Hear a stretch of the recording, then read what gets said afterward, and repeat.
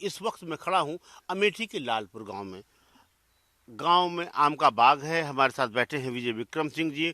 अपने व्यस्ततम समय में से इन्होंने टाइम निकाला है। इनके कई कार्यक्रम लगे हैं, गांव-गांव इन्हें चुनाव प्रचार के लिए जाना है, लेकिन इन्होंने जनतंत्र को टाइम दिया। जनतंत्र को समय देने के लिए विजय जी बहुत-बहुत धन्यवाद। सबसे पहले आपसे जानना चाहेंगे कि क्या आपके सामने चुनौती है? अमेठी रायबरेली गढ़ रहा है कांग्रेस का, और आज किशोरी लाल शर्मा एक जमीनी आदमी चुनाव लड़ रहा है, तो आपको क्या लगता है स्मृति जी के लिए चुनौती है? कोई चुनौती नहीं है, कोई भी चुनौती नहीं है। माननीय प्रधानमंत्री जी का 10 साल का कार्यकाल, माननीय मुख्यमंत्री जी का साल का, और दीदी स्मृति ईरानी जी का अमेठी के सांसद के रूप में 5 साल का स्वर्णिम कार्यकाल, जो उन्होंने अमेठी में कार्य किया है, विकास किया है, एक अमेठी से पारिवारिक रिश्ता बनाया है। ये नहीं कि वो कहते थे गांधी परिवार की तरह कि अमेठी हमारा परिवार है, लेकिन अमेठी के वो वोटर भी नहीं बन पाए थे, अमेठी में कहीं उनका घर भी नहीं था। तो जैसे कहते नहीं कि परिवार के हैं तो परिवार जैसा दिखना चाहिए। परिवार का मतलब होता है एक दूसरे के सुख दुख में काम आना, एक दूसरे के सुख दुख का सहभागी बनना, और एक दूसरे की पीड़ा को बांटना, ये परिवार होता है। ये इसको परिवार नहीं कहते हैं कि 5 साल में आप एक बार दिखाई दो और कहो हम तो आपके परिवार हैं, हम तो आपके परिवार हैं। ये कौन सा परिवार है? कि स्मृति ईरानी ने अमेठी को आत्मसात कर लिया और वो दिखावा करते रहे, या कहिए कि अमेठी ने भी स्मृति जी को आत्मसात किया और अमेठी ने, एक दूसरे के पूरक हैं। विकास और अमेठी, अमेठी और स्मृति जी एक दूसरे के पूरक है। जो अमेठी जहाँ पे जिला अस्पताल में एक सीटी स्कैन की मशीन नहीं थी, वो अमेठी जहाँ पे एक तिलोई में बस स्टॉप नहीं था, वो अमेठी जहाँ गोमती के किनारे के कटाव से हजारों एकड़ जमीन किसानों की बर्बाद हो गई थी, एक भी बांध नहीं था पिपरी में, वो अमेठी जहाँ पे अमेठी बाईपास में 8-8 फीट 10-10 फीट गहरे गड्ढे थे, वो अमेठी को संवारा है, अनोखी अमेठी बनाया है दीदी स्मृति ईरानी ने। आज जाइए आप अमेठी में, बाईपास आपको मिलेगा। आज आप जाइए, पिपरी का बांध बन चुका है और किसानों की हजारों एकड़ जमीन जो कि नदी में समा गई थी, कटाव में बह गई थी, नदी की धारा में आ गई थी, कितने किसानों की जमीन बची है। आज अमेठी शिक्षा में, स्वास्थ्य में, सड़क में, आप 1.5 घंटे में आप लखनऊ पहुंच जाएंगे आराम से। सपा के शासनकाल में 3 से 4 घंटे का समय लखनऊ पहुंचने में लगता था, आप 3 घंटे में बलिया पहुंच जाएंगे। यहाँ से पूर्वांचल एक्सप्रेस वे से 3 घंटे में आप बनारस पहुंच जाएंगे, पूर्व जो है 4 लेन से। ये स्थित है। आप 1.5 घंटे में आप प्रयागराज पहुंच जाएंगे।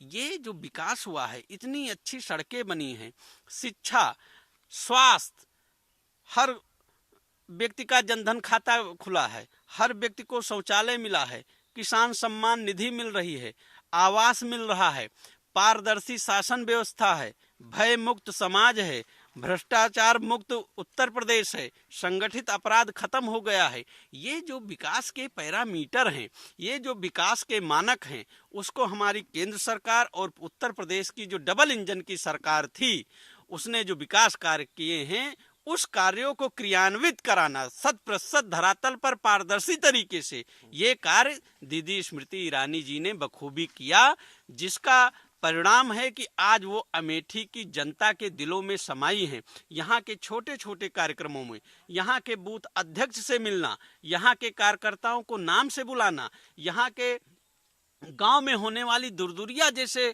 जो बहुत छोटे ग्रामीण स्तर पे कार्यक्रम होते हैं, जो कि बड़ा महिलाओं का बड़ा पवित्र कार्यक्रम माना जाता है, जो महिलाएं अपने मनोकामनाओं की पूर्ति के लिए करती हैं, उन कार्यक्रमों में शरीक होना, ये कोई मतलब आडंबर तो है नहीं, दिखावा तो है नहीं, भावनाएं हैं तभी कर रही हैं ना।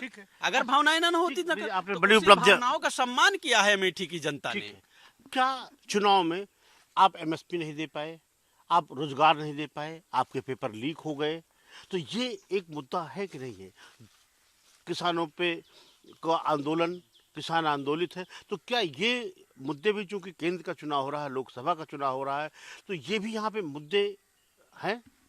देखिए, हम लोग भी विद्यार्थी रहे हैं, आप भी विद्यार्थी रहे, आप भी जानते हैं सपा के शासन काल में एक समीक्षा अधिकारी का पेपर लीक हुआ था।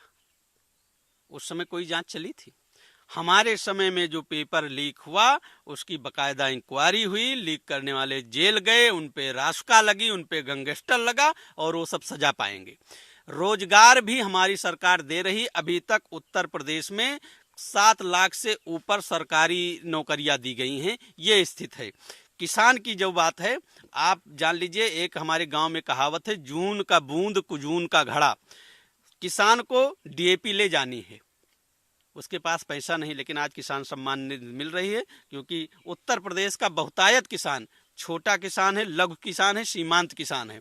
उसके लिए 2000 रुपये मायने रखता है। दो बोरी उसको आराम से 3 बोरी यूरिया मिल जाएगी, वो ले आएगा, अपने खेत में डालेगा। क्योंकि समय से अगर खाद नहीं मिलेगा, समय से पानी नहीं मिलेगा, तो उसके फसल के उत्पादन में वो आएगा, कमी आएगी। ये हमारी सरकार की संवेदनशीलता है। और आपको बताऊं, शक्तिमान यूरिया यही हमारे अमेठी में बनती थी, यही जगदीशपुर औद्योगिक क्षेत्र में, लेकिन उसकी रैक नहीं थी अमेठी में, वो गिरती थी जाके गुजरात में, फिर वहां से ट्रकों से आती थी अमेठी, और उसके बाद लोग लाठियां खाते थे यूरिया लेने में।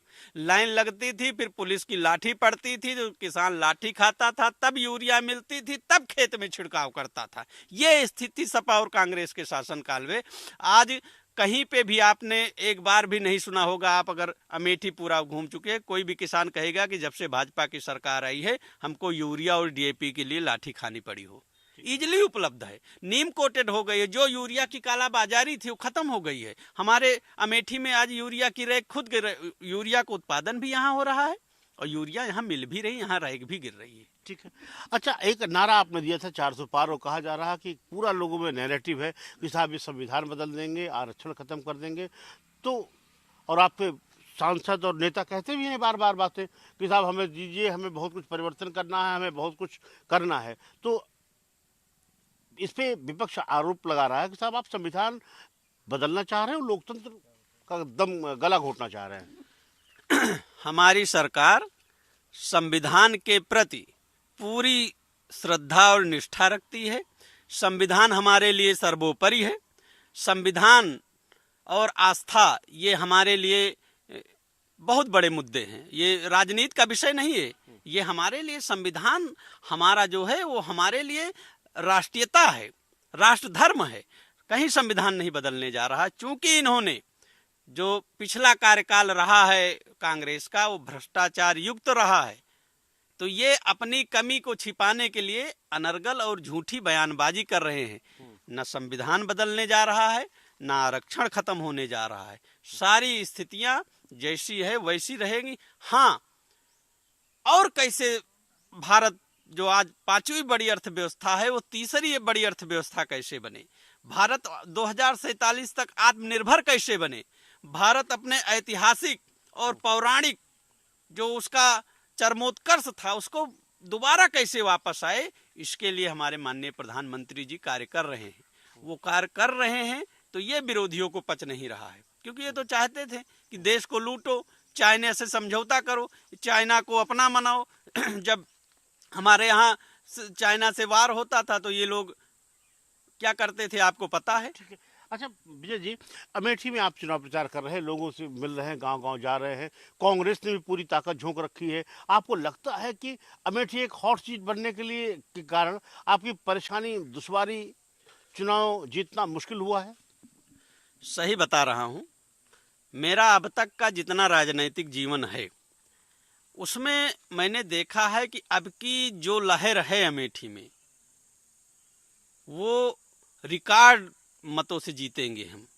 लगभग मैं दावे के साथ कहता हूं कि बनारस और लखनऊ गोरखपुर की ही तरह सबसे बड़ी जीत अमेठी की होने जा रही है। हम 5 लाख से ऊपर मतों से जीतने जा रहे हैं अमेठी, क्योंकि हमने इतना कार्य कराया है। कोई ऐसा क्षेत्र नहीं जहां पे हमने कार्य ना किया हो। उन कार्यों की बदौलत हम चुनाव जीतेंगे और 5 लाख के अंतर से चुनाव जीतेंगे। हम भी यही रहेंगे, आप भी यही रहेंगे। आप देखिएगा कि क्या रिस्पांस रहता है जनता का। ठीक है। गांव में आप जाते, लोग कहते नहीं होंगे दीदी का कार्यक्रम लगा देते तो अच्छा होता, अपने व्यस्ततम कार्यक्रम में लोगों की डिमांड होती होगी, आ जाती तो अच्छा रहता, मिलती तो अच्छा रहता, थोड़ा मिलना मुश्किल हो रहा उनसे। अरे खूब मिल रही, यही तो मैं बता रहा हूँ। गांव से आके गई अभी 3 दिन पहले, 3 दिन पहले पूरे गांव से आके मिल के चली गई। आप समझिए कि कोई ऐसा महीना नहीं है कि जहाँ पे वो महीने में 3 दिन अमेठी ना आ जाती रही हूँ। और पिछले 3 महीने से तो वो लगातार अमेठी में बनी हुई हैं। पिछले 5 साल में अगर आप देखेंगे कि एक महीने में 5 से 6 बार आई हैं, और 5 साल में आप जोड़ लीजिए कितनी बार आई होंगी, तो एक एक ग्राम सभा में वो 2-2, 3-3 बार जा चुकी हैं। इतना काम उन्होंने किया है भाई। और बताएं, वो पार्टी जो पहले ये रहता था ना कि साहब आप तो चुनाव में दिखते हैं, भारतीय जनता पार्टी ऐसी पार्टी है कि वो सिर्फ चुनाव में नहीं जाती।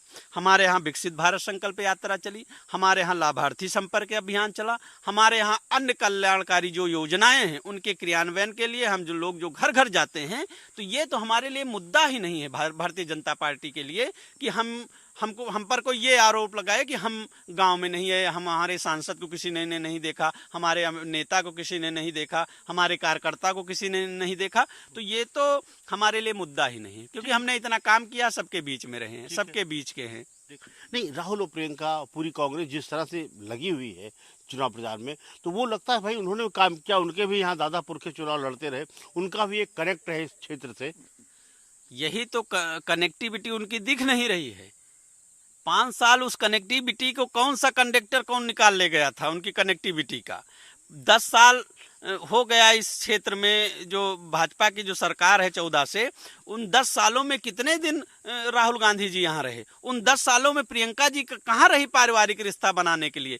हम कहते हैं चलो आप कहीं न जाती, आप कांग्रेस के कार्यकर्ताओं के यहाँ क्यों नहीं गई? उनके सुख दुख में आप क्यों नहीं शामिल हुई? कार्यकर्ता किसी भी पार्टी का हो ईमानदार होता है, अपनी पार्टी के लिए, अपने नेता के लिए, जनता के लिए वो लाठी खाता है। ये क्यों नहीं दिखाई दी?